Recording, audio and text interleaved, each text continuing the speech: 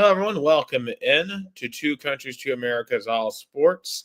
I'm Nikolai from a waterlogged Chattanooga, Tennessee, of the United States.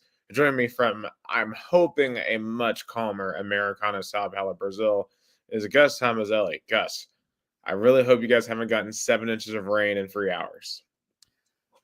No, we did not. It's been actually a very dry week. No rain whatsoever. It's been a little chilly. But one thing in common Chattanooga and Americana have is drama over city council because 100%. Absolutely. And obviously, if you've followed the news here in the States, obviously Chattanooga suffered a disaster last night. Thankfully, uh, well, not thankfully, unfortunately, had 4 fatalities from it. Lots of people had their homes significantly affected, lost cars in this incident. Um, so definitely been out covering this incident. Definitely thinking of everyone, praying for everyone who was affected.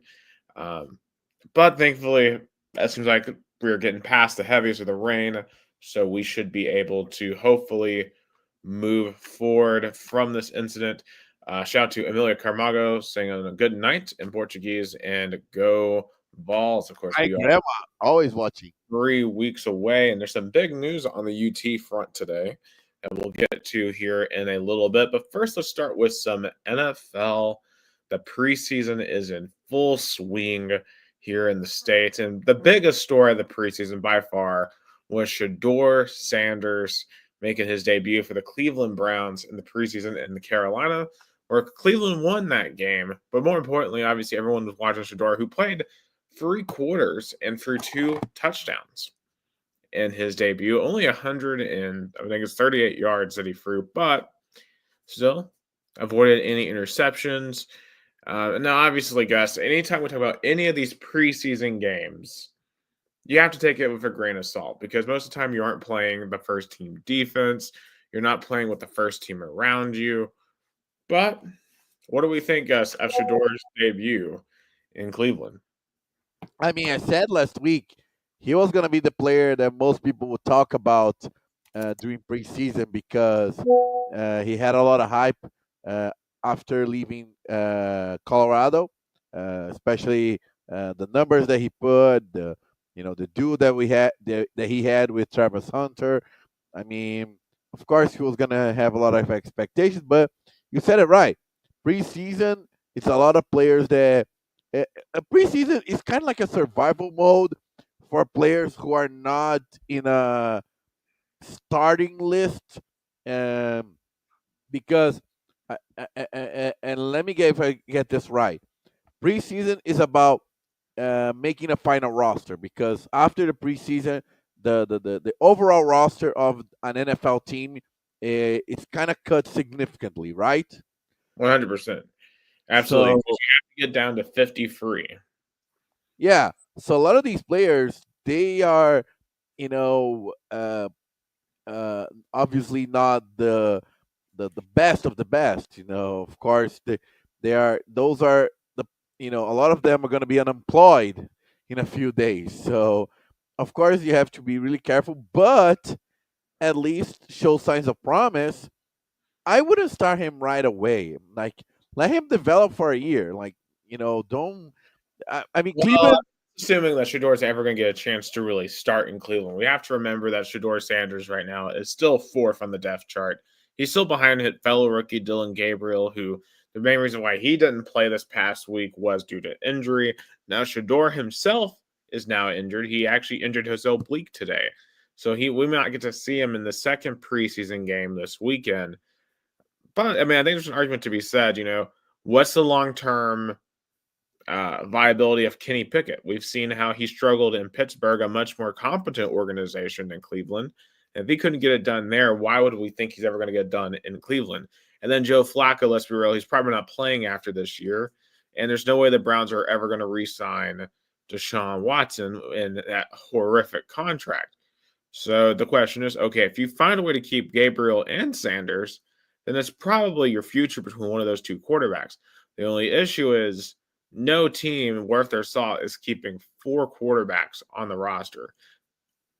I mean, and that's really what it comes down to here. And so there's still definitely a chance that Shador gets cut from the Cleveland Browns. But even if they do cut him, I still think Shador, with his performance, he showed that he does have good pocket presence. He made some really good decisions. He was exciting to watch. Like he was able, he sensed pressure. He was able to avoid it. I genuinely was impressed with what I saw from Shador Sanders. Now, it doesn't mean that he should get a start right away in the league, obviously, because I mean it's the regular season is just a different speed. But I liked what I saw from Shador Sanders, given the situation he was put in Cleveland. But all these people run around saying, "Oh, he's going to be QB1. I can't wait till he takes over this season." I just don't think that's going to happen. It's because of the endless cycle of hope and disappointment that Cleveland Browns fans has been for the past, I don't know, decades. I mean, forever, basically. Yeah, forever. Yeah. So whenever there's a new savior in town, they always grasp on, Baker Mayfield, Johnny Manziel. I mean, it's not the first, quarterback who been down this road before. Even Deshaun Watson, you mentioned the god awful contract is, and he only award this contract because of all this inferiority complex that the Browns franchise has. Right, and they felt they had to make a big splash. And now, the whole thing about drafting two quarterbacks, which still doesn't really make sense to me, like why would you draft Drill and Gabriel in the third round just to turn around and draft Shador in the fifth round? Especially when you know that drafting Shador is going to come with a media circus. And no one talks about Dylan Gabriel at all, even though he was drafted higher than Shador Sanders, because his dad isn't Deion Sanders. He doesn't have the media circus. It just is a sign of, once again, a very poorly ran organization. Now, Dylan Sampson, just looking at their depth chart, is now currently RB2 on the roster behind Jerome Ford. Remember, they had drafted two running backs as well. They drafted Kinchin Junkins, but Kinchin Junkins got into legal trouble. So I don't think he'll be playing anytime soon. So I think Dylan Sampson will be really good for the Cleveland Browns. I just don't know who his quarterback's going to be. I mean, I know Joe Flacco will probably be the opening day starter. I don't know if I have confidence in him making it for a full season because he wasn't exactly great in Indianapolis in his last stint, and he's not going to be any better. But one thing I'll say is that hopefully Joe Flacco doesn't retire as a Brown. I mean, I think he should be retired as a Raven. Well, 100%. I think he'll probably sign like a one-day contract or something Yeah, to formally retire as a Raven, and he's earned that. He's a Super Bowl champion for Baltimore. It's gonna be weird to see him in a Cleveland Browns uniform. This is clearly just a stopgap year because I don't know the Cleveland Browns. I don't even know exactly. I don't even think they know exactly what they're doing half the time anyway. But ultimately, I don't think Shador Sanders will ultimately be QB1 at any point at the very minimum this season. And honestly, it's gonna be hard to really see him ever be a QB1 ever in Cleveland. But hey, have another preseason performance like that, maybe you continue to rise through the ranks. And of course, everyone's going to be monitoring Shador.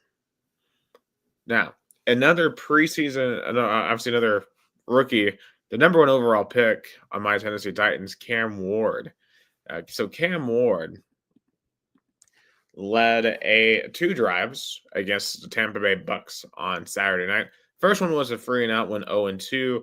And then the Tampa Bay Buccaneers drove down the field using up basically the entire first quarter, which is alarming. Hopefully, that's just a preseason situation, and we're not going to see that in the regular season.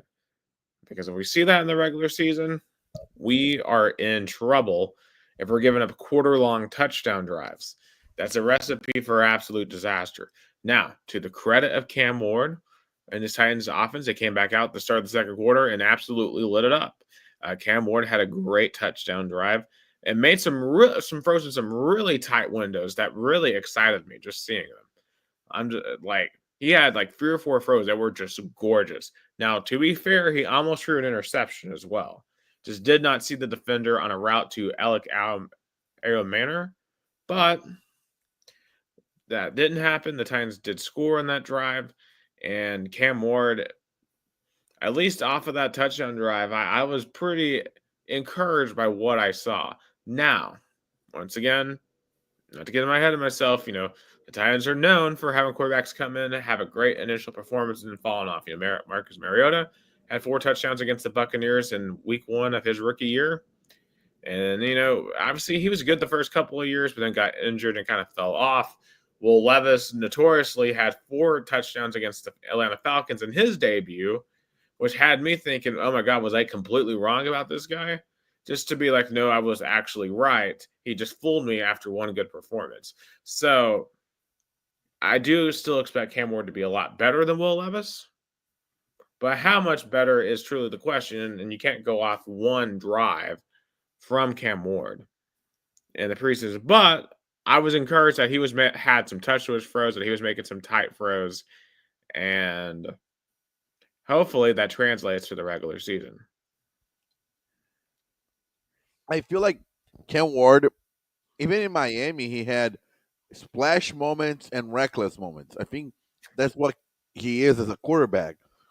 So he's going to make mistakes as a rookie, and that's fine because the Titans is in a rebuilding moment.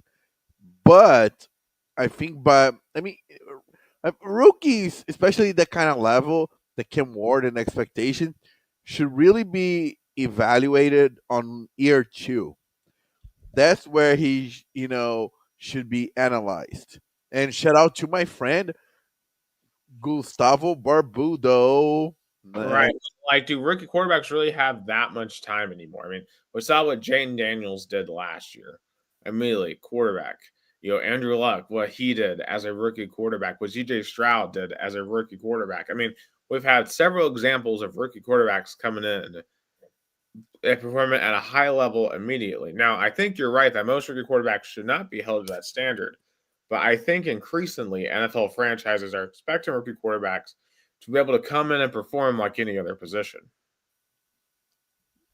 And I think they're going to expect even more because of, really good to great college quarterbacks. They wanted to stay in college long because of NIL, because of the financial security that provides. So they're going to arrive really way more mature than in previous years. So that rises the level of expectation. I mean, that's certainly true. I mean, you expected a level of professionalism now that wasn't there before. Because However, in the past, quarterbacks that were in that Cam Ward, Shadur Sanders level, they would immediately be eligible to the draft and declare themselves. They now they in the future, and the big question of all that we're gonna see that or not, with with Archie Manning, that's gonna be if he's gonna stay at Texas or he's gonna declare himself for the NFL draft. right, and of course, you speak on that, and his grandfather, Archie Manning, who came out and said this past week that Arch isn't going to leave Texas after this year. He's going to spend 2 years as a starting quarterback in Texas, which, hey, his uncle at Tennessee did that once upon a time. Worked out pretty well for him. So, do we believe Archie here about Arch that he's willing to stay 2 years? Like, do you believe like if Arch comes out week 1 and leads Texas to a win in Columbus at Ohio State and has a really good performance doing it, and then he's off to the races, puts up big numbers in the SEC, that Arch Manning wouldn't leave Texas to go straight to the NFL? I mean, does he have that type of loyalty to Texas as Peyton Manning once upon a time did to Tennessee? I think it all depends. Also, he's probably gonna, you know, evaluate and watch what team is gonna be drafting first. Because if you see a scenario of a team because if he declare himself to the draft, I imagine he's gonna go top 5. So he's gonna probably see what teams are gonna be in the category, the first 5 choices of the draft to see is it worth it to declare right now or I'm gonna stay at a place that I'm a starter. I earn a lot of money. That like NIL took it off. The only thing that was a downside Okay, so of here's my thing about Arch Manning. Okay, if his name was Joe Thomas or Joe Smith or something like that, would he have the same amount of hype if he didn't have the last name Manning? yeah, Because I don't think he would. I mean, what has Arch Manning actually accomplished at the college level? He's had 2 starts against mediocre teams, Mississippi State and UL Monroe.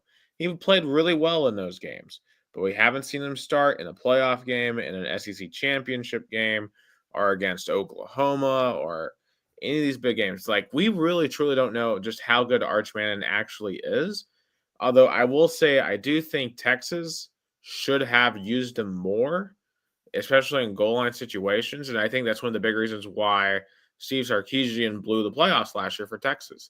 Because I think that was an element that they needed to overcome Ohio State in the playoffs, an element that they needed to overcome Georgia in the SEC title game. Quinn Ewers made them one dimensional, and Arch Manning has that second dimension. Does Sark trust him enough to utilize that second dimension as the full-time starter to truly unlock the potential of Texas? And that's what's going to come down. And I know we're kind of jumping ahead ourselves with SEC preview a little bit later on the show, but those are the questions to think about when it comes to Archman and his draft stock. yeah. I think that being with that last name that in the NFL is practically royalty, uh, makes you, you know, kind of more valuable. But yeah, definitely, he should have played more minutes. I think Steve Sarkisian kind of, hold a lot with Queen Ewers, which is fair. And at some point, even Archie Manning himself kind of got annoyed with that. Remember, there were rumors he was thinking about leaving Texas. Remember when there was like the starting quarterback battle? I remember that, but he did say, and it's probably an influence of his family because that's not the way the Mannings like to do business. But I don't know if Quinn Ewers truly played well enough throughout the year last year to just ignore what you possibly could have had sitting on the bench. But hey, Texas is going to find out just what they have in Arch Manning. Now, I wanted to circle back to the Titans real quick because for as good as Cam Ward looked on his touchdown drive, the rest of this game was abysmal for the Titans quarterback situation. In fact, this game was so bad for Tim Boyle that he got cut after one preseason game because he was so bad. Yeah, He that's was 4 of 13 for 24 yards and 2 interceptions. that's the reality of the NFL. That's exactly the point that I made a couple of minutes ago about how preseason is survival mode for those players that are not in the uh, starting level. Yeah, I mean, and this is certainly a massive issue for the Titans because if something happens to Cam Ward, which hey, any quarterback is one hit away from being injured, the Titans may not score because Mason Rudolph left to go back to Pittsburgh. Brandon Allen is the backup number 2. However, Tim Boyle is not good. And obviously, Will Levis was going to be your backup quarterback, but he is hurt. And granted, it's not like Will Levis is good, but at the very least, he's played and started NFL games. Tim Boyle is clearly just not good, and Allen wasn't any better. I mean, Allen and Boyle combined had 86 total passing yards. Granted, we just signed Trevor Simeon, so maybe he can be the backup. But man, basically, if something happens to Cam Ward, you can just forget about watching the Tennessee Titans because the rest of these quarterbacks will probably not throw for 100 yards in a single game. I mean, that's how bad they are. So, hey, to the injury gods, we need Cam Ward to stay healthy. So the Titans, at the bare minimum, remain watchable. Because I mean, I still don't think they're going to win like a ton of games, but I would like for the Titans to be watchable. Yeah, I think you want to at least see something interesting because last year, how I won't say bad, how uninspired that team was. Yeah, I mean, it was one of the most miserable football experiences I've ever had. Was watching the 2024 Tennessee Titans. That team actively was everything that I could possibly hate about a football team. Like that team and the 2020 Tennessee Volunteers are the two least likable football teams I have ever watched. And I actively was happy when those seasons were over. Oh my god, the 2020 Vols. And it was funny that unlike the Titans, that 2020 Vols fooled us for a second. Remember Mhm. when Tennessee was 2-0 and leading at halftime at Georgia? Yep, they were leading at halftime and they had a goal line stand in that first half and things were awesome.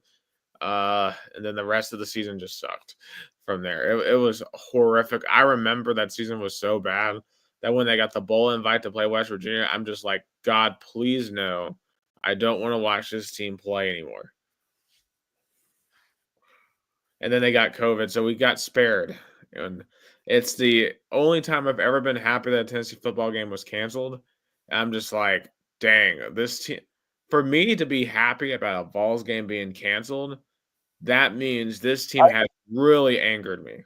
I still think, and I know this kind of goes gonna be a little bit conspiratorial. I still think Tennessee Athletics used that excuse because they probably knew something was up and something shady was up with Jamie Pruitt and all that mess that was the Tennessee coaching staff, and they're like, let's just solve that and not play anymore.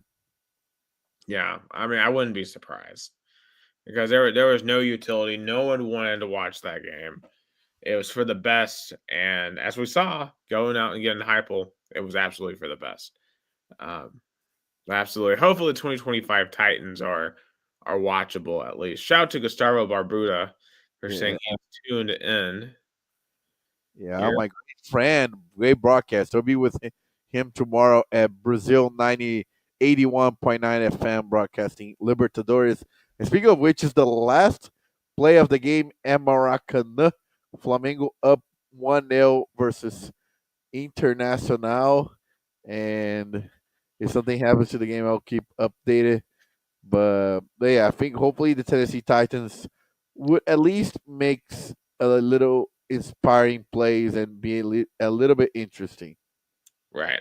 Um, Now, speaking of former Tennessee quarterback Joe Milton, he played most of the game for the Dallas Cowboys this past weekend versus Stetson Bennett in the Los Angeles Rams. Now, the Rams did win that game. Joe Milton was 17 to 29, had 143 yards passing. He did have a touchdown, but also an interception. A look through the highlight tape is very, very Joe Milton. He had about 2 or 3 throws that were incredible. He had about 2 or 3 overthrows and just did Joe Milton things. Sometimes yeah, it's funny. I was speaking to some Cowboys fans. Like, hold on, I gotta pull up the screenshot here from the YouTube video because I was watching a compilation of all of his snaps from Sunday. And so this is what a fan who's never watched Joe Milton play before said, quote, I'm not a Cowboys fan. I'm a Rams fan, though. I see his potential. If he polishes up his game, he'd be insane. He needs to put a little more touch on some throws, but Buddy got a cannon of an arm. Wow, when do we hear that? When have we heard that before? And here's the thing: I love Joe Milton. Okay, like I've been very critical of him on this podcast, especially when he was the starting quarterback at Tennessee. But genuinely, that dude gave his all for the balls, and even if he wasn't the greatest quarterback, like I don't hate the guy. At the very least, he represented us well. Um, but this is kind of the thing about Joe Milton. That's why he's never going to be a full time starter in the league. Like he's always inconsistent. Even if he has an arm, one of the best arms in the league, because he probably has one of the best arms in the league, but he's just not consistent. And in the NFL, consistency is king.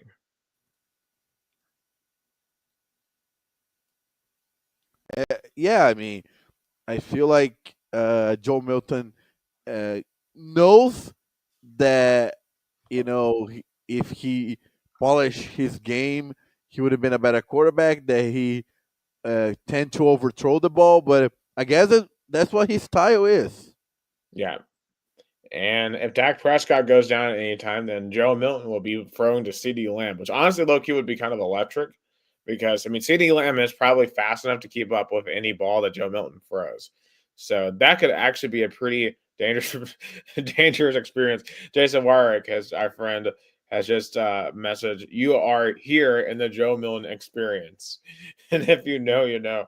Now, Jason's been very he told us from the jump how much he didn't think Joe Milton was a good quarterback, which he was correct on. Of course, this was back during the Joe Milton versus Hendon Hooker debates of the 2021 offseason. And I think I'm freezing up. All right, I think I'm back now. No, you were on. You were on. Yeah. Um, so yeah, you're here in the Joe Milton experience, and so here's what will happen if Dak Prescott gets hurt. Joe Milton will come in and have an amazing game with the Dallas Cowboys, and everyone's going to go absolutely nuts because it's the Dallas Cowboys. And then he is ultimately going to fizzle out and not do much better than Dak Prescott has done as a Dallas Cowboys. In fact, he probably would not, if you gave him a full season, would probably not come close to what Dak has done. And granted, I've been very critical of Dak Prescott. I don't think the guy is good in a clutch time. I don't think he's good in the postseason. Like he's a solid regular season quarterback, but I think that's all Dak Prescott is. I don't particularly think that Joe Milton could be that good for Dallas. He would have a couple of great games, but you need to have a consistent season. And Joe Milton's anything but consistent. And we have Yeah, a comment from Marcelo De Sena. I'll translate. He said, "Good night, friends. Gustavo Tomazelli and my American friend." Uh, he said on Saturday there's gonna be a debut of some game. I guess a streaming game, or I don't know what kind of games he's mentioning, and also mentioning the new reality between like network TV global compared to like a streaming channel Kazet TV. And that's what he's commented. I appreciate him watching as well. But speaking of, but I think in terms of the Cowboys, I mean, um, Dak Prescott is going to be the quarterback, so I think Joe Milton is safe at least to not be the team rely on him. Right, which means if something happens to Dak, he's going to come in and be back. Now, what if something happens to Dak like right before Thanksgiving, and then Joe Milton goes out on Thanksgiving and completely lights it up? That would be the most Joe Milton thing to do. Would be to have an incredible game on Thanksgiving, make everyone think he's amazing, and then start all the overthrows again. Boom. That would be peak Joe Milton. Yeah, that's fair. But in any case, I am wishing him the best of luck, though. Uh, Jason said that's where my mind went to on the Thanksgiving thing, because that would be Joe Milton. I mean, because remember Joe Milton's best game as a ball was the Orange Bowl, like, and you have Yeah, to give him, like that was one of the bigger stages he was on, was that Orange Bowl. Granted, you could say, oh, well, how much did the Orange Bowl really matter? Well, I'll tell you this: to me, the Orange Bowl really mattered. So I think to a lot of Tennessee fans, that game really mattered. yeah. For me too, it was the only the Citrus Bowl matter more, but because it was a personal reason that I was there to watch Tennessee win title. Yeah, Jason said we love Joe. We want him to succeed. We just know better, and I think that's a sentiment that a lot of ball fans can agree But with. but it's so interesting that he's getting in the same amount of reps and opportunities than Hendon Hooker. That's interesting. But for being honest, he's getting more opportunities. Yeah, I was gonna say it. I mean, Yeah, the deal of like Hendon Hooker not starting the Hall of Fame game was ridiculous. You're telling me that Kyle Allen was getting snaps before him? Kyle Allen is horrible. Like he threw 2 interceptions in the first quarter of the preseason game. Hendon Hooker's over here sitting on the bench. You cannot tell me that Kyle Allen is better than Hendon Hooker. But like if you look at the way this is going, it looks like Kyle Allen's could be the backup quarterback over Hendon Hooker, which is not ideal. Jason Warwick is saying that Hooker is being held hostage. That's all. So, and apparently Dan Campbell's claiming that Hooker has issues with ball security. He turned over the ball twice in 4 drives of actions, losing both of his fumbles, which hey, it's not great. However, Kyle Allen also is a turnover machine, and let's be real, Hendon Hooker, in my opinion, still has a higher ceiling than Kyle Allen. Sorry. Like, Hendon Hooker deserves a chance. Get him out of Detroit and get him somewhere else. yeah, it's fair. It's a valid point because it's where like sometimes the franchise you are, the it makes you more productive, and that's why comparing Joe Milton to Hannah Hooker Shaw to my mom watching us, Jeanette Tomazelli thinks mom in 2 no, hypo quarterbacks I still acknowledge at this time. what? And the 2 Vols quarterbacks I still acknowledge. Yeah, It just says he needs a change of scenery. The Detroit coaches don't rate him. Other teams do. Make a move and free this man. So I'd be curious to see who would take him if a trade were to be orchestrated. I Tight think. Go ahead. Tennessee Titans. We literally just discussed whoever's going to take position for Cam Ward, and I think the Titans fan base, which has a lot of Vols fans, would be very excited. I mean, I would be excited for that. Now, the one pitfall that I could see if that happens is if Cam Ward goes out and struggles, which we would be real, as a rookie, he's going to struggle at points this year. There's going to be a chorus of people wanting Ward to be benched for Hooker. And that could put Ward in a non-advantageous situation, at least from the perspective of the fan base, And Yeah. unlike Will Levis, I'm actively rooting for Cam Ward to succeed. So I don't know if that would be the best thing to do for the Titans, but clearly Hendon Hooker would be the clear-cut quarterback 2 on our roster right now. He'd be above Brandon Allen. At least he should be above Brandon Allen. And if he isn't, Brian Callahan is a bigger idiot than I assume he is. But then again, the team is ran by whatever. I'm not going to go into that. I'm not going to get sued for slander on here. Jason says Hooker in a draft pick for Max Crosby last season was the most it would ever make sense. Crosby replaces Hutchinson for the Lions playoff run. Hooker immediately QB1 in Vegas unopposed. Everybody wins. And obviously the Raiders decided to go in the Geno Smith direction. And, would Hooker start over Geno Smith? I mean, probably not, given the way the NFL seems to view both of these quarterbacks.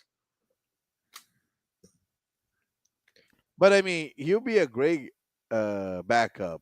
Yeah. And just for some reason, Detroit does not see him as one. Very, very weird, at least to me. One team that also could use him is the New Orleans Saints because, man, their quarterback situation is not good. We have a Spencer Rattler versus Tyler Shuck quarterback battle. Imagine, ironically, if Hendon Hooker goes to the Saints and meets plays along the guy who literally destroyed him at one of the most crucial games of his college career. Well, I mean, it wasn't Hendon Hooker's fault they lost that game. No, no, no. It's I don't say it was his fault, but Spencer Rattler's performance outshadowed Hooker. Well, he got help from Michigan, so I mean, that we will never let the conspiracy theory die. Oh yeah, science science stealing. Yeah, never forget that South Carolina was helped. Uh, South Carolina was helped by Michigan to beat Tennessee and Clemson in 2022. Jason said Michigan cheating was at fault. Because the Tennessee defense was pretty bad in 2022. It was not good. It wasn't give up 63 points to South Carolina bad without outside cheating or just a complete internal locker room disintegration. Because obviously the popular theory outside of the Michigan sign stealing is that because remember Jeremy Banks that week had gotten suspended for that game, that there was a lot of internal locker room strife. But Jason Wyrick says, hell no, it's not even a conspiracy theory at this point. It's just a known thing about the science stealing. Well, I'm saying that South Carolina taking the science, I don't think that's something that's ever been truly confirmed. That's just obviously that's just a conspiracy theory. And as a journalist, I am trained to say, conspiracy theory allegedly. That's just it. That's just the journalist within me saying that. Please don't sue me, because Shane Beamer will definitely sue me if he wants to.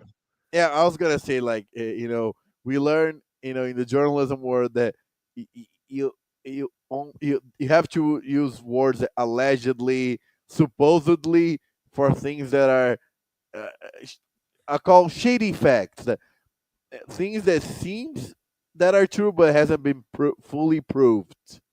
Yes. They allegedly 100% wink wink didn't cheat. Oh, man. Yeah, but back on the quarterback battle though, Spencer Rattler versus Tyler Shuck. It's just not a good spot because Spencer Rattler, like, he had his moments in New Orleans, but it's clear he just didn't have a very high ceiling in New Orleans. And then Tyler Shuck, he had a really weird start because he came out, threw a pick six on his first preseason drive, and then came back and threw a touchdown on his next one. So Shuck is kind of feast or famine, it looks like. But let's be real, I think fan, a lot of people seem to think the Saints are tanking for Arch Manning next year to try to recapture the old magic of having Archie Manning. Now, granted, Archie Manning didn't win a lot in New Orleans, but that's because the rest of the team wasn't very good. And there's also a lot of people who are also thinking, why did the Saints not take Shedeur Sanders? I saw a lot of that over this weekend, being like, oh, why did we not take Shedeur over Shuck? Like, what are we doing? And they think that's because the Saints are cheating, are tanking. Yeah, that's what people seem to think. That's the route. Yeah, but let's be real here. Even if they got Shedeur, it's not like he would make the Saints much better this season. And I don't know if Shedeur would start over Spencer Rattler, and I probably would say probably would not start over Spencer Rattler, given that Rattler has some NFL starts. Yeah, that's the fair point. Yes. Do you have any other preseason reactions? Now, one thing I saw a little bit of the Bears versus Dolphins preseason game, and one thing that really stood out to me was the Dolphins they got down to the goal line. They attempted to run the ball 4 straight times to get it. And obviously, this was just, a preseason deal trying to see how tough they were. And what was alarming is Miami could not get the touchdown at all. Like, just got completely stuffed every single time. That's not a good sign because Miami has had issues in power football situations under Mike McDaniel. They don't look much better based off what we saw in the preseason game. Yeah, I think it's you know, and a lot of in terms of the Bears, I think um, there seems to be not fully 100% confidence um, with their quarterback situation. I mean, we're going to year two of former USC quarterback. Well, I mean, I would say that the Bears are pretty confident in Caleb Williams. The confidence on the Dolphins, however, when you look at Tua, yes, when he's healthy, he's a really good quarterback. But is he gonna be healthy? That's the question. Um, but really, what I'm saying here is the Dolphins just don't seem to have improved on their weaknesses as a team. And I think Mike McDaniel's going to be, it could be in hot waters, even though I think he's a really, really good coach. yeah, I think Mike McDaniel is the kind of example, like going back to, for example, for Brandon Staley and others that are very intelligent, but they lack the kind of alpha performance as a head coach that you kind of need it. Hmm. Yes. All right, let's do an NFC North preview. Excuse me, folks. Probably I worked mean, on I ours mean, 2 days. we're literally talking about. I mean, we just started. We kind of already started. I mean, with the Bears, and I think Caleb Williams. I mean, I don't know. From the reports that I got, it seems that the new coach is not happy. I don't say happy, but not as excited as he should be to start Caleb Williams. Hmm. Well, clearly, I mean, Chicago has just invested so much into him, right? As the number one overall pick. And I think Caleb Williams will get every single opportunity possible to succeed as the Chicago Bears as the quarterback of the Chicago Bears, because I don't blame him for their issues last year. I think last year's issues were squarely at the feet of Matt Eberflus. If you remember, for example, the Thanksgiving debacle, the time management, that wasn't Caleb Williams, that was the head coach. So I think Ben Johnson will be better as coach, and that will put hopefully that'll put Caleb Williams in a better position. Plus, I think the talent around Caleb Williams is better with Chicago. When you look at their lines of scrimmage, it should be really good. I like the weapons that they have around them. I mean, I like what I see. Yeah, I like what I see too, but you know, I and definitely uh, Caleb Williams uh, are gonna struggle because the Bears' offense is not as good as all the other three teams in the division. But are they? But I don't know if I necessarily agree with that, because let's look at the Minnesota Vikings, for example. Yes, they have Jordan Jefferson at wide receiver, and he's the best receiver in the league. And the only one that has an argument to the contrary is Jamar Chase, his teammate at LSU.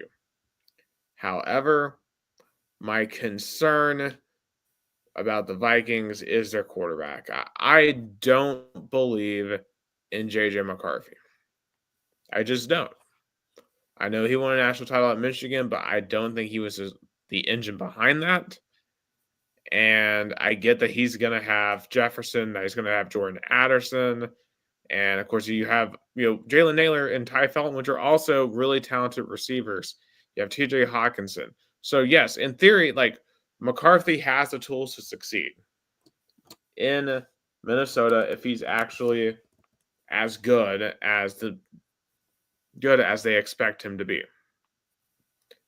But we saw just today, Drake May had a better day than JJ McCarthy at Pat's Vikings joint practice. And the fact is, JJ McCarthy did not get to play at all last year due to the ACL injury. That's a concern. He still doesn't have any NFL experience compared to the other quarterbacks in his class. And I think relatively he's kind of limited, right? Like at best, he's going to have a similar play style to like a Tom Brady, where it's a lot of dink and dunk, just trying to outsmart the opponent. I don't think he's going to out athleticize the opponent, especially on an ACL injury. So honestly, I would take the Chicago Bears offense over the Minnesota Vikings offense. I mean, it's bold, but I, but you know, I don't think so. You say the Vikings are gonna regress from last year? 100%. And let's be real, the Vikings last year, in my opinion, their record was kind of a fluke. In my opinion, like Sam Darnold had a really good season, but they won a lot of close games. And then when they got down to the end of the season and into the playoffs, they completely disintegrated. They fell apart. They showed they were really not as good of a team as their record indicated they were. I think their record was better than what they actually were as a team because they had a mediocre quarterback in Sam Darnold who just was able to fool us for long enough into thinking he may have actually been good. And I think JJ McCarthy at best is going to be similar to that in year one under him. And he could be worse. And if he's worse, I think the Vikings will be worse than the Bears. Because yes, they have Justin Jefferson, but like if the quarterback's bad, then what good does having Justin Jefferson gonna bring? Yeah, I think that's the key point to see what kind of scenario is gonna be like. Yeah. And of course, I mean the Vikings are still gonna have a really good defense. And I think the Bears will have a really good defense as well. Like, um, and let's just be real. I think every single one of these teams in NFC North have the potential to be really, really good. Like all four of them, including the Packers and the Lions, all have potential. Especially like the Chicago has a chance to really break out with a young quarterback. Minnesota, like if JJ McCarthy ends up actually being good, then they are going to be really good. But I just don't believe in JJ McCarthy. Now, of course, we know the Packers with Jordan Love, and I'm as big of a Jordan Love fan as probably is out there because I feel like a lot of people don't like Love, but I think Jordan Love has like top 5 quarterback in the league potential, in my opinion. I mean, I think he's legitimately could be like every bit worth the late first round pick a few years ago that made Aaron Rodgers mad and developing him. Yeah, I think I think that's the ceiling at least. 100%. I think his play style is really good. Like I really love watching Jordan Love play the position of quarterback. And then, not to do a pun there, but you know, when you look over at Detroit as well, right? I mean, they were 15-1 or 16-1 last year. They had the number one seed, and it all came crumbling down in flames. And you have to wonder if for Detroit, one, they lost both of their coordinators. And I think that's huge, right? They lost Aaron Glenn to the Jets. They lost To the Bears. Ben Johnson to the Bears. So if you're the Detroit Lions, how do you replace both of your coordinators in one offseason? And how much is that going to be a detriment? Because, Jared Goff has obviously been really good in Detroit. Like it's the rare situation where a quarterback trade has worked out for both teams. Like the Rams got themselves a Super Bowl with Matthew Stafford. The Jared Goff has helped Detroit rebuild. But when you look at that game last year against Washington in the playoffs, and it wasn't necessarily the offense's fault they lost that game, and the defense was horrible. Gave up almost half 100 to a team led by a rookie quarterback.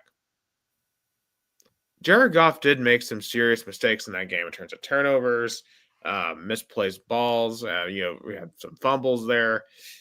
It's just that's the thing about Jared Goff, right? Like we know historically his most infamous game was that 13-3 disaster that was the Super Bowl back in 2019 against the Patriots. And I just don't think the Lions are ever going to win a Super Bowl with Jared Goff a quarterback. Yeah, I think Jared Goff ceiling it's known for being a great regular season quarterback.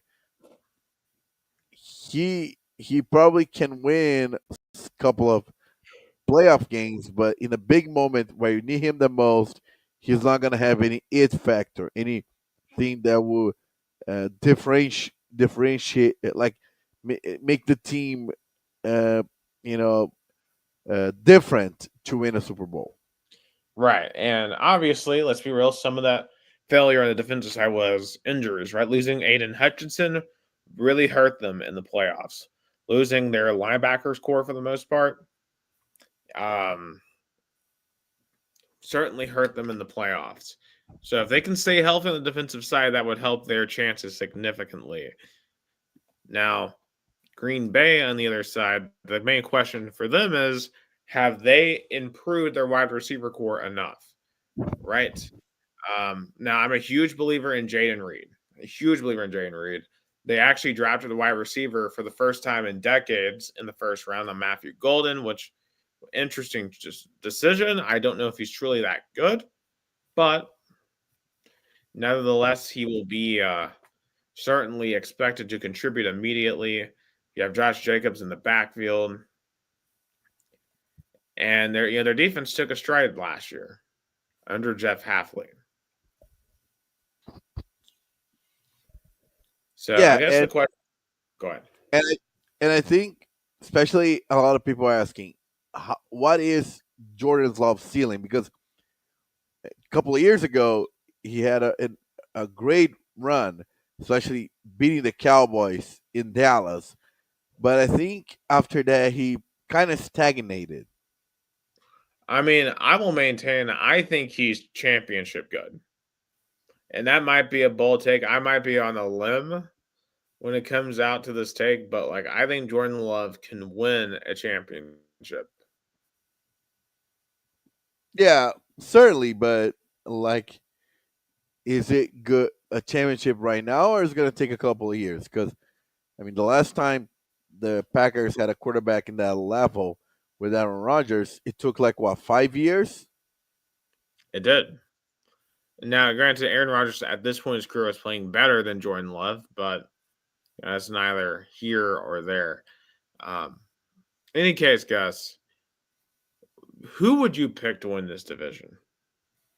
Lions, but it's not going to be as further apart than it was last year. I think it's going to be like the Lions 12-4. I think the Green Bay Packers are going to be a wild card team. I think Minnesota, I agree with you, is going to be worse than last year. Is going to miss a playoff, but they're going to go like 10-7, and the Bears are going to go 8-9. So I'm actually going to completely disagree with you. I'm going to have the Packers winning this division. I think Detroit's going to fall off significantly, but I do think Detroit will still make a playoff spot as a wild card, and also I think Chicago makes the playoffs as a wild card too. I think Whoa. Chicago's going to take a big step forward this year, and I'm going to have Minnesota finishing last and missing the playoffs. But any one of these four teams can win a division, make the playoffs. I think it's a wide open division of four good teams. So you're saying that Ben John's going to make that impact Yes, in Chicago? Wow. that I really think he's going to. I think Caleb Bloom's going to take a significant step forward as well. So yeah, that's our NFC North preview. So we only have the West divisions to go before football season arrives, our NFL season. So quickly over to some college football. We got some Tennessee drama news. Of course, Boo Carter, he's on the team. He's practicing. Um, thankfully, who are you trying to Aaron Young from our guy says that's who are you trying to get from Nick in the Dynasty League? Only reason why I can think that you put the Bears in the playoffs right now. Look, I mean, I think the Bears are going to be that good. Like, I'm not trying to get anyone. Now, granted, you could not believe me, but hey, I do think that the Bears are that good. So I'm not trying to get anyone. And of course, guys, we're talking about our Dynasty Fantasy League. One of our friends, Nick Stringer's a big Bears fan. I do think the Bears are legitimately going to be way better. Now, I'm not going to guarantee them make the playoffs, but I could see them being like the 7 seed. Yeah, like barely, but squeeze in the playoff. I still think that's going to be for the Packers. It's going to be interesting to see how the NFC North unravels. Now, back to college football. because yeah, Boo Carter, he's on the team, he's practicing, he's back trying to win over his teammates, but his mom is, let's just say, she's causing some drama off the field, unfortunately. And this is a really unfortunate situation because this would not be the first time that we have seen the parents of a football player come in and cause issues, right? We think back to Nico, for example. So she posted, I'm not going to post these on us to share. So she said on her Facebook account, quote, bruh, Dion got 8 players drafted in 2025 WTF legendary with 2 exclamation marks and a goat emoji.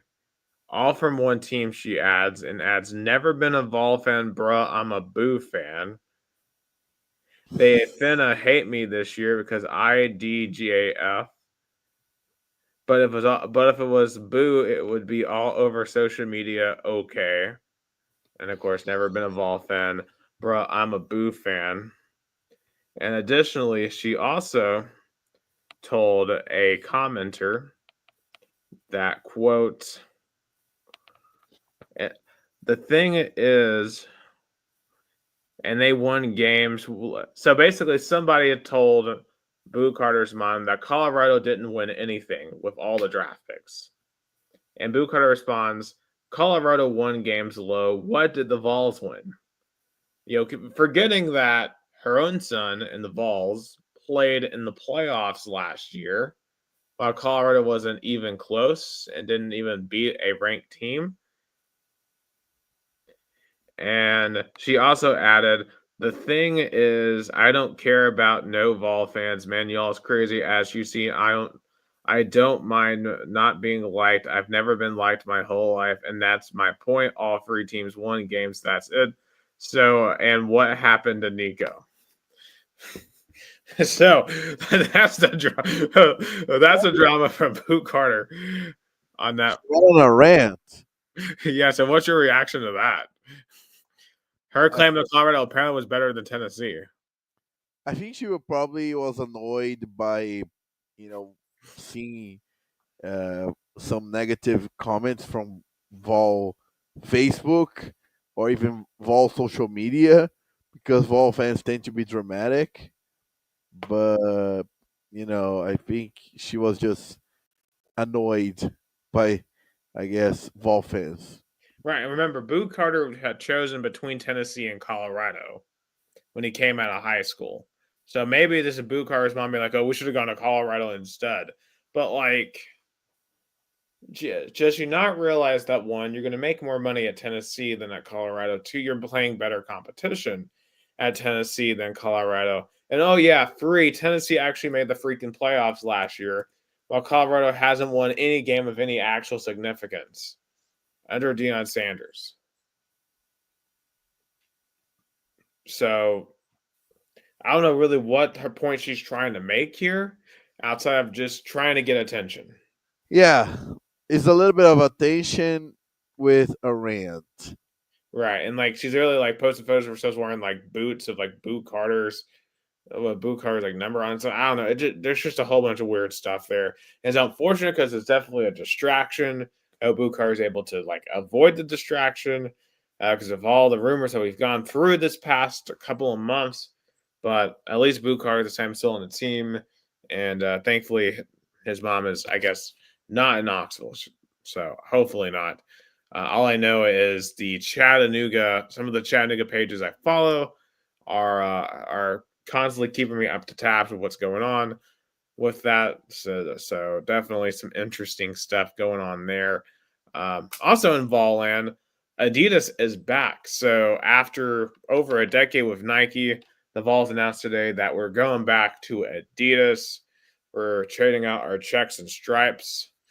And actually, this Tennessee shirt I'm wearing is actually an Adidas shirt. So I didn't even think about that, but it is going back to Adidas. Gus, how much does this actually matter? Because Tennessee stands to gain a lot of money from this deal. I guess Tennessee was with Adidas a long time, not a long time ago. Yeah, I mean, a little bit over a decade ago. So it's definitely it's not like it didn't happen a long time ago. Like it happened pretty recently. Um, I'm curious to see. Like, I think frankly, Nike's alternative uniforms have gone downhill. And plus, the problem with Nike is, Oregon's their cash cow. They care about their Jordan skills probably more than they care about Tennessee. For Adidas, we can be one of their flagship schools. And I do think that's an advantage. Yeah, like what do you prefer to be a a, a, a a college football program that's or a college athletics program that is gonna be on a, as you said, a flagship, or be overshadowed by another school? 100%. So I'm excited to see what that does for Tennessee. Additionally, over in Norman, their new quarterback John Mateer is in a bit of a gambling situation. Some Venmos came out where it seemed like he had engaged in some sports gambling. Now Mateer has come out and completely denied this, but this was 3 years ago, Gus. Like, should this like even remotely come up for him as any sort of like possible scandal? Nick Hill, do you really believe that all 132 college football programs and all student athletes in the United States of America don't gamble? They don't gamble at all. They don't do I any. agree. I think they all gamble. Yeah, he was just silly to do something that was obvious. But let's be real. Like, you know, gambling is a reality not only in the United States but all over the world. I would be, worried if he deliberately did an action on a game because of a gambling that he did, but there's no proof of that whatsoever. Right. And of course, Matthias claims that like these Venmo transactions were jokes. So I guess you can't prove that one way or the other. But I do think that that's probably overblown. I don't think there's anything to this. No, no, yeah, Let's overreaction. now that brings us into the SEC. It just means more down here. But Gus, it's been over. We've not won the national title in the last 2 years in the SEC. Yes, and granted, as a Tennessee fan, I don't really give a crap about that. It's just funny to troll the Big Ten about this.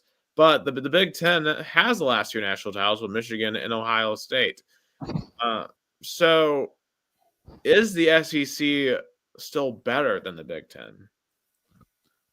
Also, last year marked for, I guess, since God, I don't know, that a SEC team, like you mentioned, did not win a national championship, did not even make it to the championship game. Yeah, it was the second straight year because remember the year before was Michigan and Washington.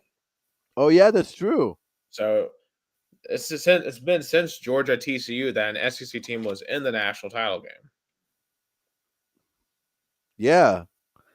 So 2 years in a row that an SEC team did not make it to the championship game, and out of those four teams that made it, three Big Tens and one independent slash ACC. But I think the SEC right now is a little bit of a, I don't say transition, but is in a new form. I think they're finally being caught up because, of course, there were the dominance that was, you know, for like almost 10 years, no match. But, you know, I guess the NIL money even out or even put the Big Ten definitely evolved in the last 5 years to a point that from a conference that made it a title game with 6 games and a joke that now has two straight national championship with legit. Well, 100%. I think the NIL thing is huge because there's people a lot of SEC schools just don't have the coffers that some of the Big Ten schools do. I do think also, let's be real, SEC fans are the craziest of any conferences, and I do think that scares away some top coaches. They'd rather go to the Big Ten because those fans may not be as intense. overall as some of the schools down in the SEC. I do think there is some truth and validity to that. But let's real the quarterback play of the past few years just has not been really good. It's not been great. And the argument is when you take a look at the 2025 teams, you know, is there going to be any elite quarterback play? Now, we talked about Texas a little while ago with Arch Manning. And obviously, all eyes are on Arch Manning this year down in Austin. You know, Texas is the favorite. They're the preseason #1 team. They came up just short in Atlanta. You know, what does Texas need to do differently this season to get over the Oh, hump? also, I forgot to say, I want to vent something. Why, why the preseason poll didn't put Ohio State and Texas #1, #2? Why? Well, you know, it's people like thinking, oh, I think Texas is going to be better this year than Ohio State. And it's pretty much what it comes down to. Now, you could say, like, oh, Ohio State should be one until they're voted out. But then if you're sitting around you're Michigan, then you can say, well, we beat Ohio State. You know, what about us? No, but what I'm saying is, like, why put like #1 and #3? If they are on the top, just put #1, #2. Like, would make a really compelling argument for for the one of the best opening games. But in terms of the SEC, I think my favorites would be Georgia. I think Alabama's going to take it down. I think Alabama might be having another season. They're going to be battling out to at least making the college football playoff. Yeah, so when I look at playoff contenders, right? Obviously Texas. With Arch Manning, their schedule is favorable outside of going to Ohio State. I mean, they got Oklahoma. I mean, they do have to go to Georgia, but otherwise they and they go to Florida as well, and that could be a difficult game. But otherwise, I think they've got a manageable schedule. Now, as you mentioned, Georgia, until proven otherwise, they're going to be a title contender. Now, does Gunnar Stockton have any? Do they fall down any with Gunnar Stockton instead of Carson Beck? That is certainly a question when it comes to Georgia, because you expect their defense to be really good under Kirby Smart. And I think they've upgraded their receiver room. Because remember, Georgia last year had the most drops of any receiver room in the country, which was part of their problem, especially in the middle of the season. But with Zachariah Branch, especially, I do think Georgia will take a step forward as in their receiving room. Yeah, and also definitely Georgia. Uh, there's a problem with outside the gridiron with the law. But yeah, I think Kirby Smart. What? I was just saying Rav's a great review. No, and also, I'm not saying, of course, it would be ludicrous to say Kirby Smart's in the hot seat, but people, I guess, tend to think that is he wasting a generation talented rosters of Georgia, in the last 2 years, or or maybe this was overblown. Or with Stetson Bennett, his Tom Brady, and he can't win a national title without Stetson Bennett. Yeah, that's also a great point too. Because I still don't think Stetson Bennett was particularly great. But hey, he won 2 national championships. So what do I know? Yeah. Now, you mentioned Alabama. Now, I do think they are a playoff contender. However, my main concern is what's their quarterback play going to look like? It looks like Ty Simpson's going to be their starter. I just don't know if I truly believe in him being a great quarterback. There's a chance it could go with a freshman there, like a Dylan Mack, for example, a quarterback. However, their defense should be really good, really stout. They should have a decent run game. Of course, they got Ryan Williams on the outside at receiver. Is a great coach, right? He took Washington to the national title game. But the thing about Alabama is, can they avoid stupid losses? Because they showed last year they could beat Georgia. They could blow out LSU in Death Valley. But then they turned around. They lost games like Vanderbilt and Oklahoma. Like, if they just cut out the dumb losses, they'll be in the playoffs. Yeah.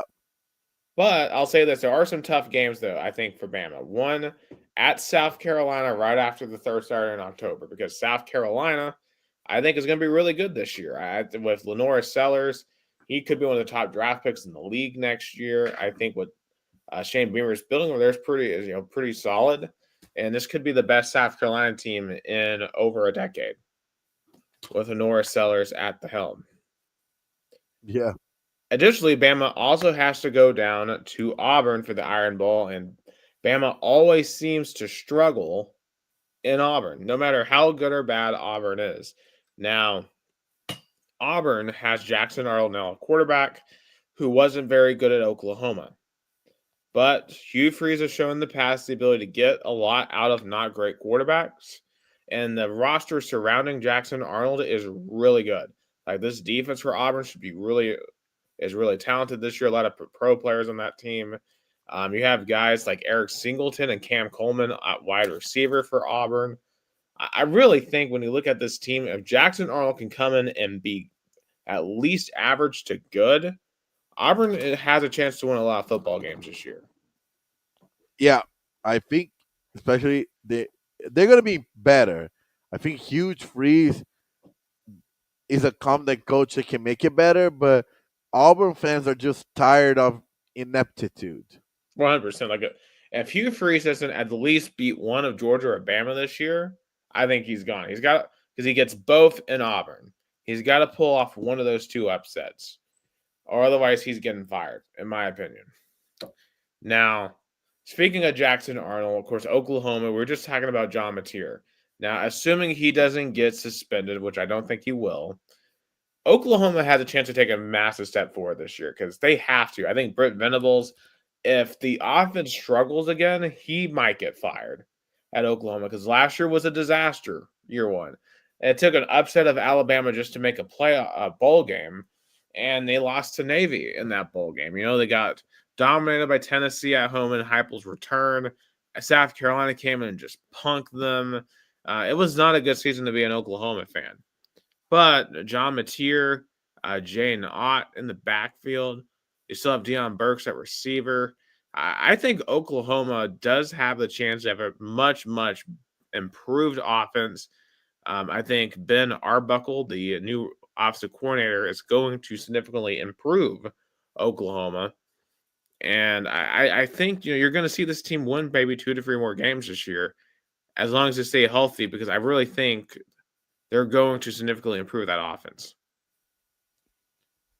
Yeah, I think as you point out perfectly, a little bit of a has to, especially Brent Venables. Stay Oklahoma depends on that. Right. And speaking of hot seats, I do think another hot seat there is Billy Napier at Florida. Oh, he's perpetually in the hot seat. Yeah, of course. The thing that's saving him, ironically, is just how hard Florida's schedule is. Because if you look at Florida's schedule in the non-con, they have to play at Miami. They've got Florida State. In the SEC, they host Texas. They have to go to Texas A&M. They obviously have the Florida-Georgia game, the world's largest outdoor cocktail party. And that's what I'm going to call it. They go to LSU. They have so many hard games that I think, in my opinion, if Florida somehow wins 9 games, they deserve to make the playoffs. They would be a 9-3 team that I would make an argument for because of their schedule. And that's someone who hates Florida with a burning passion. Yeah, but you're fair above all. So, and yeah, I guess that's true. Like Florida, you know, schedules, are tough last year, now this year. Right, and also I forgot to mention, of course, they get Tennessee in the swamp, and then at Ole Miss. So where are they going to be there? I have them going 7-5, which may not be good enough, but I think the big X factor here is, can DJ Lagway stay healthy? Because when Lagway plays, Florida is a threat to beat anyone. But Lagway has also been very injury prone as well. So if he becomes injured, then you're looking at another Anthony Richardson situation. Yeah. So, and we know what he's doing in Indianapolis. Now, I've mentioned and alluded to Ole Miss. in that preview there. Lane Kiffin, he's not talked about as a hot seat guy, but can we agree that he significantly underachieved last year? Like Ole Oh Miss yeah, should have oh yeah. gone 11-1 at bare minimum. They shouldn't have lost to Florida at Kentucky at home. They shouldn't have lost to Florida on the road. Easily should have been in the playoffs. Easily should have been in Atlanta and just completely blew it. Now they're turning to Austin Simmons at quarterback. They still have a lot of talent there, but I do think Ole Miss is at best probably 9-3 again. They might be an 8-win team. I think last year was Lane Kiffin's shot at the playoffs, and he totally squandered it. Yeah, I think Ole Miss was a team that, on paper, probably got worse results than what should have been. Yeah. Now, obviously, at the very least, they're not Mississippi State, who was 2-10 last year, and they They're lost a lot of gonna be, players off of that. they're gonna be in the rebuild for so many years, and no fault of their own. That's the saddest part. Yeah, I mean, it's just an awful situation for Miss State, but yeah, they're the worst team in the league by far. I mean, Kentucky could be a close second, and I think Mark Stoops has a chance of being fired as well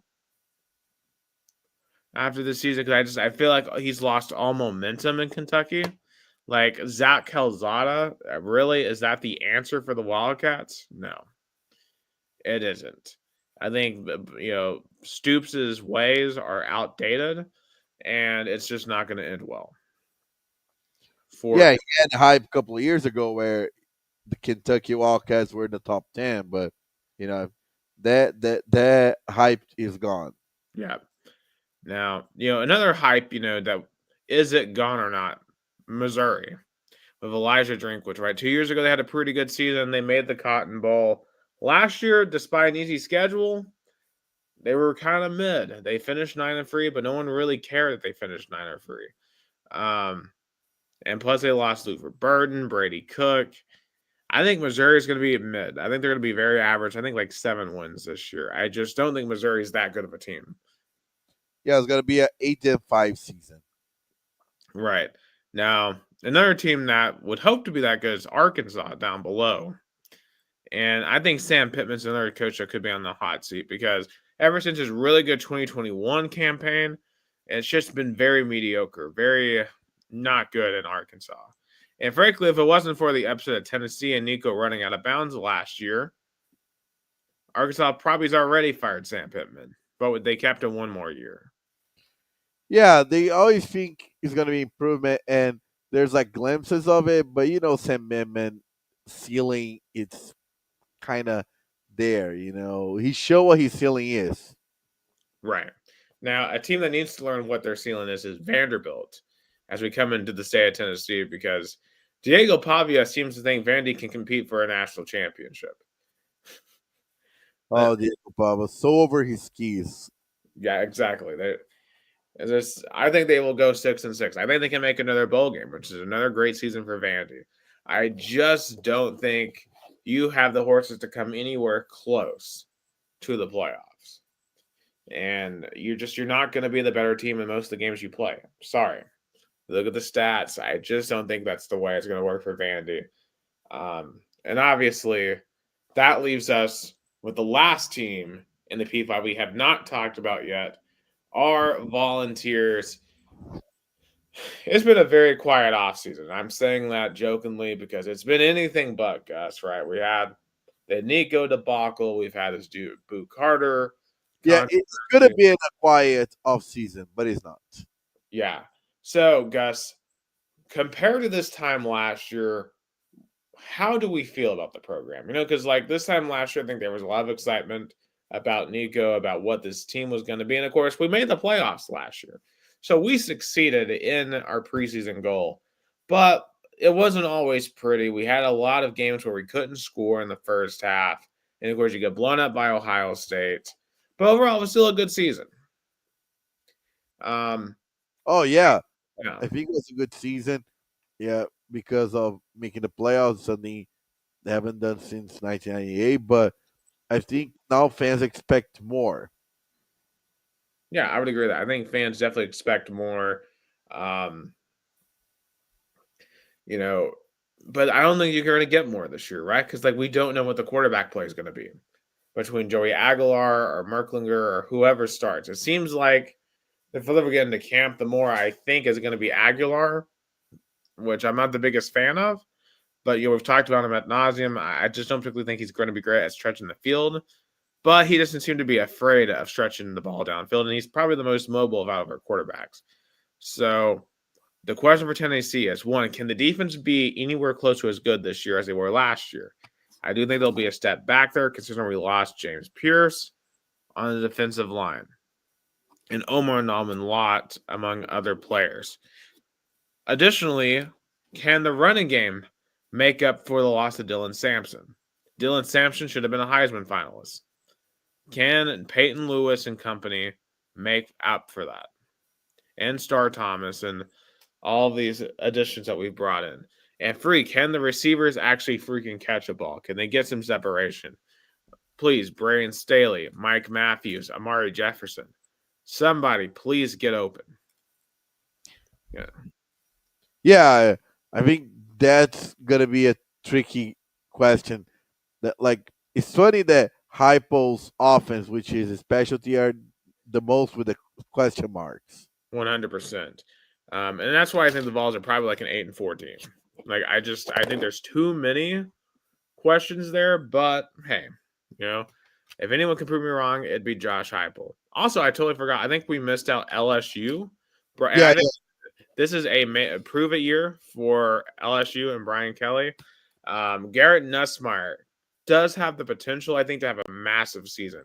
Can he have a Jaden Daniels or even Burrow type season? That's a high bar to ask.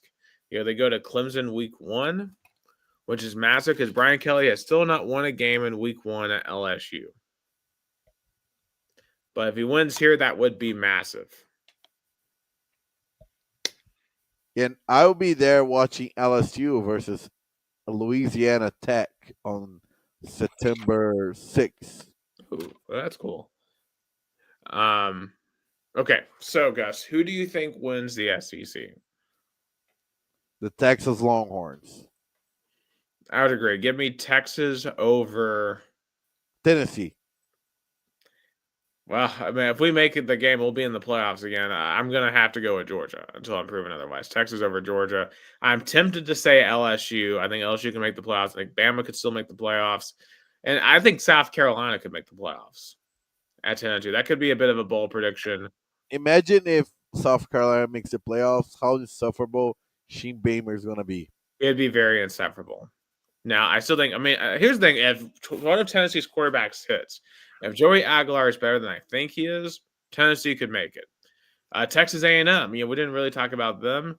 Of course, they were a game away last year from the SEC. Marcel Reed, if he can take the next step as a passer, with the talent they have, the skill positions, and on defense, A&M could compete 100% for a playoff position.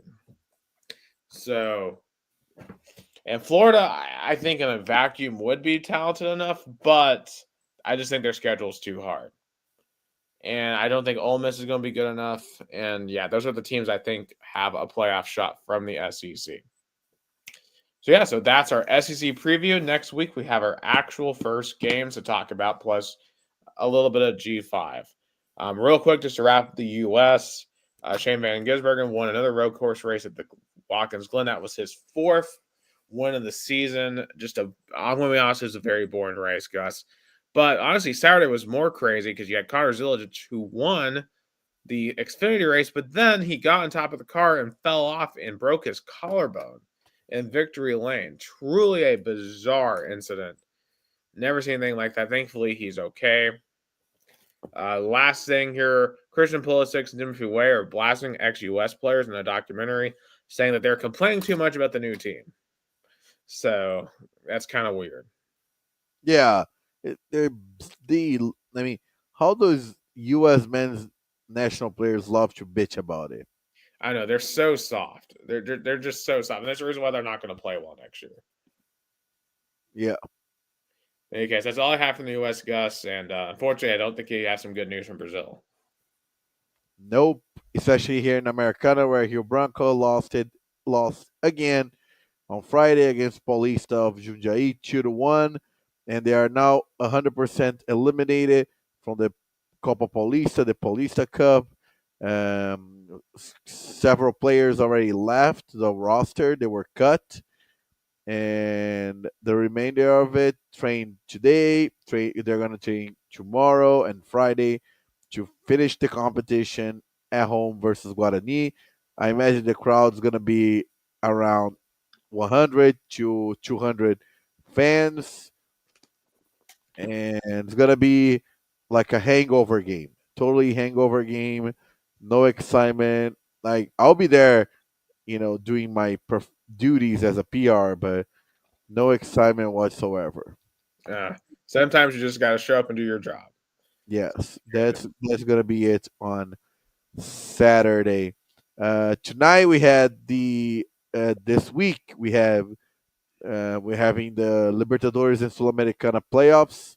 Flamengo beat Internacional just now 1-0. Yesterday, Sao Paulo tied 0-0 on the road in Colombia versus Atlético Nacional. The Atlético Nacional missed two penalties, so São Paulo fans felt the game as a win. Tomorrow, Palmeiras, they're going to play Universitario in Peru. Palmeiras is in a little bit of a weird situation. I think I don't even remember if I mentioned last week, but they were eliminated from the Brazilian Cup against Corinthians, and fans are not happy with Abel Ferreira, calling him names, saying FU to him. But Leila Pereira, Palmeiras president, is 100% wants to renew Abel Ferreira's contract, but Abel Ferreira is kind of like being a little bit of a waiting game, but I think they're gonna get the that contract renew, and Abel Ferreira is gonna stay probably 2 more years as Palmeiras head coach. 1 to 2 more years, Palmeiras head coach.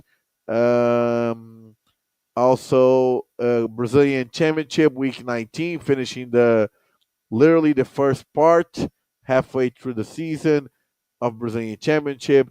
Flamengo is in the top of the league with 3 points above Cruzeiro. Palmeiras third. I think they're going to be the three teams fighting for the title. And last update in Anaheim, California, the LA Dodgers are up by 3 runs, 5-2 against the Angels. Yeah, and the Braves are up 11-6 against the Mets, but the Mets blew out the Braves last night. And I don't know what happened to the Mets bullpen tonight, but they completely kind of collapsed, gave up 9 runs in the fourth inning. But yeah, the Yeah, Mets at least are still in playoff contention. The Braves are not. yeah. I saw the stat from a WhatsApp group of Brazilian Mets fans, which is insane. Let me pull up here. So the Mets in the last 4 days had a 2-run lead that became a 3-2 loss. A 4-3 lead became a 7-4 loss. A 5-0 lead became a 7-6 loss. A 5-1 lead became a 5-5 game, and a 6-0 lead became a 9-6 deficit. So I guess right now the question for Met fans are like, we can score, but can we hold two leads? Can Sounds like our PU to me. But yeah, but if you're not going to win in the postseason doing that. yeah, definitely not. So that's fans, Mets fans are worried about, but we're still in August. Like there's, uh, I guess, a month and a half more of regular season baseball until the playoff starts, which I saw is gonna go all the way to November now. Oh, 1%. It's been doing that for a couple of years. Yeah. Anyway, that is all the time we have tonight for Two Countries America's All Sports. For Gus Tomazelli, I'm Nick Hill. Thank you so much for listening to the only American and Brazilian sports podcast, Two Countries to America's All Sports. You'll have a good night.